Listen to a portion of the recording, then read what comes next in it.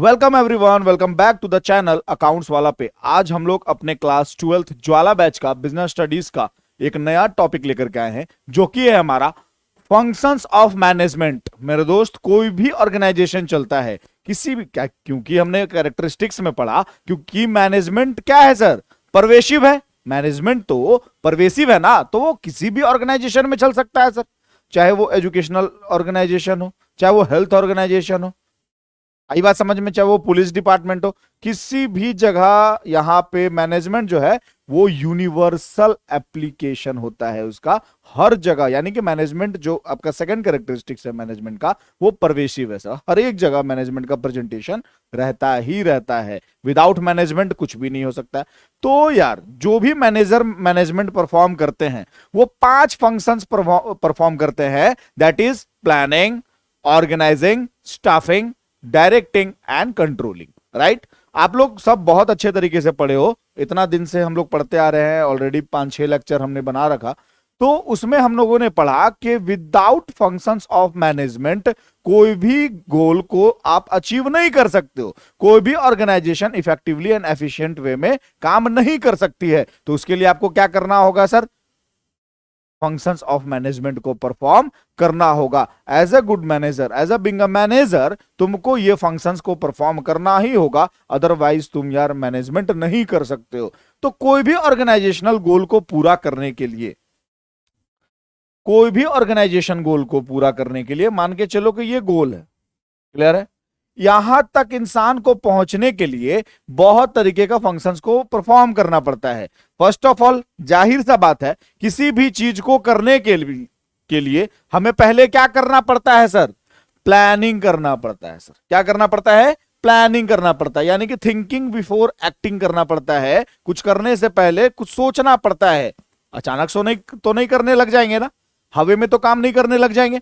पहले क्या करेंगे सर, प्लान करेंगे सर। एक इवेंट का ही अगर प्लान होता है, एक शादी ही घर में होता है, या कोई एक इवेंट हो रहा है, मान के चलो कोई फंक्शंस हो रहा है, तो भाई इंगेजमेंट किसी का हो रहा है, या किसी का शादी हो रहा है, किसी का बर्थडे ही हो रहा है, कुछ भी हो रहा है, क्लियर है।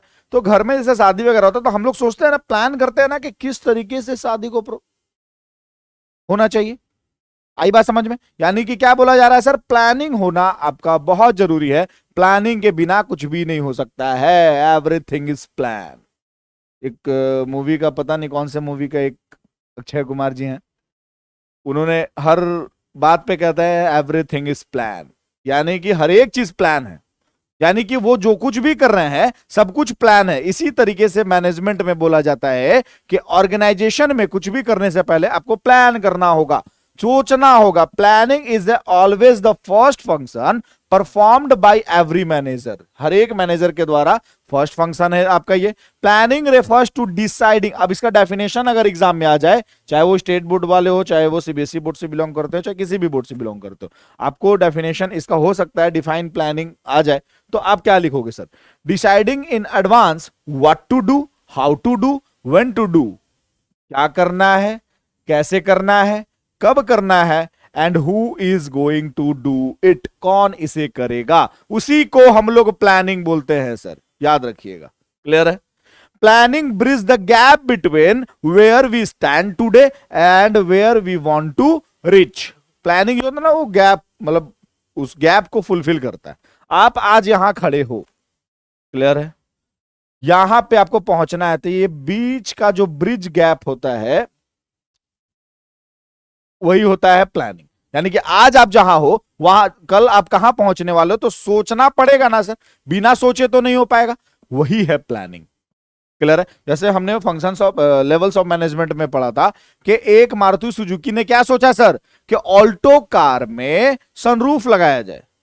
तो वो पहले क्या कर रहे थे, वो लोग प्लानिंग कर रहे थे सर। क्या कर रहे थे वो लोग, प्लानिंग कर रहे थे कि कहां से रॉ मटेरियल आएगा, क्या कॉस्ट होना चाहिए रॉ मटेरियल का, क्या कॉस्ट होना चाहिए हमारे फिनिश गुड्स का। यानी कि सनरूफ लग करके हमारा ऑल्टो अगर तैयार हो गया तो किस कॉस्ट में ऑल्टो को बेचा जाए, ताकि हमें भी बेनिफिट हो और कंज्यूमर का भी बिहेवियर ठीक ठाक रहे, क्लियर है। तो इसी को बोला जाता है प्लानिंग, कुछ करने से पहले सोचना। देन आफ्टर हमने लेवल्स ऑफ मैनेजमेंट में देखा था, टॉप लेवल ने दूसरा एक वर्क फंक्शंस को परफॉर्म करा था, जो कि क्या, ऑर्गेनाइजिंग। अब तुम सोच लिए, तो अब चीजों को मंगवाओगे ना, तो ऑर्गेनाइजिंग का मतलब क्या होता है सर?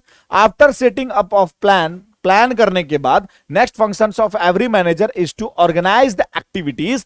अब वो चीजों को करने लग जाओ and establish an organisation structure to execute the plan. अब उस जो भी प्लान है उसको एग्जीक्यूट करना है तुम्हें। तो आपने प्लानिंग किया कि रॉ मटेरियल यहां से आएगा, मैन एंड मटेरियल ये सब यहां से आएगा, तो सबको मंगवाने लग जाओ, एक्टिविटीज करने लग जाओ, एक्टिंग करने लग जाओ, उसी को ऑर्गेनाइजिंग करना बोलता है। ये बात समझ में क्लियर होगा सबको? यानी कि पहले सोचो और जिस तरीके से सोचे हो उस पर काम करने लग जाओ। देन आफ्टर क्या बोलता है सर? स्टाफिंग। स्टाफिंग बोले तो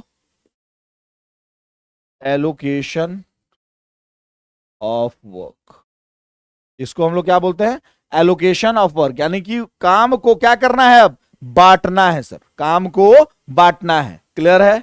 staffing is the third step of function of a manager. It refers to recruiting, selecting, appointing the employ. Employ को काम पे रखो, असाइनिंग देम ड्यूटीज, उनको काम दो, मेंटेनिंग कोर्डियल रिलेशन, यानी कि बोला गया है कि उनसे रिलेशनशिप सही से रखना है, and taking care grievance of employ. भाई उनका जो भी कंप्लेन है वो सबको इकट्ठा करो और अपने अपर लेवल के पास लेके जाओ कि यार वर्कर का ये प्रॉब्लम हो रहा है। वर्कर को भी आपको ध्यान में रखते हुए काम करना है, याद रखना, क्योंकि वर्कर जो होता है ना वो बहुत ही सिग्निफिकेंट रिसोर्स होते हैं आपके ऑर्गेनाइजेशन के लिए। उनका एफर्ट जो होता है बहुत सिग्निफिकेंट वे में देखा जाता है।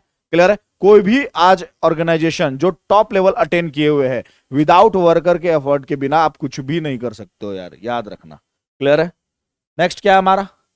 डायरेक्टिंग। अब भाई डायरेक्ट करना, सबको साथ लेके चलना।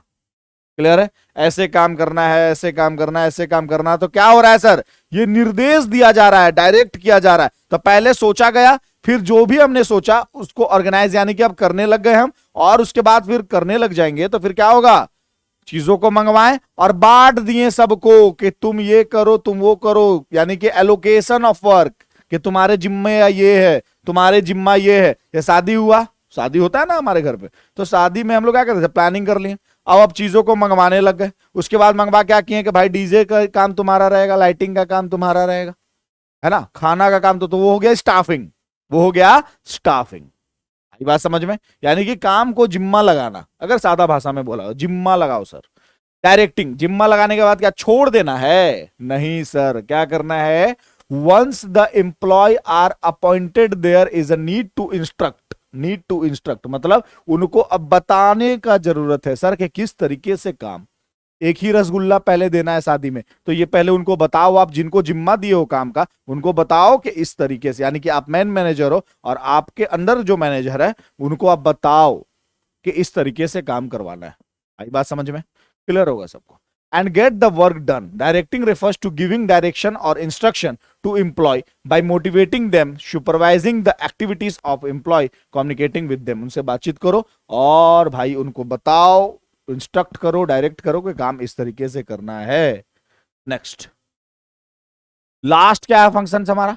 कंट्रोलिंग। कंट्रोलिंग का मतलब सुपरविजन द वर्क, कैसा काम हो रहा है, काम जैसा मैंने स्टाफिंग किया, जैसा मैंने डायरेक्शन दिया, जैसा मैंने इंस्ट्रक्शन दिया, काम उसके अकॉर्डिंगली हो रहा है कि नहीं हो रहा है।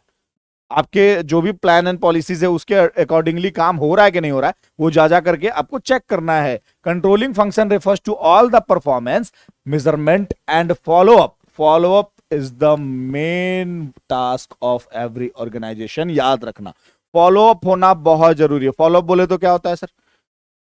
देख क्या होता है कि कोई भी तुम कार के शोरूम में जाओ इंक्वायरी करने के लिए, या किसी एजुकेशनल इंस्टीट्यूशन में जाओ इंक्वायरी करने के लिए, कोई नया प्रोडक्ट आपको परचेज करना है, राइट?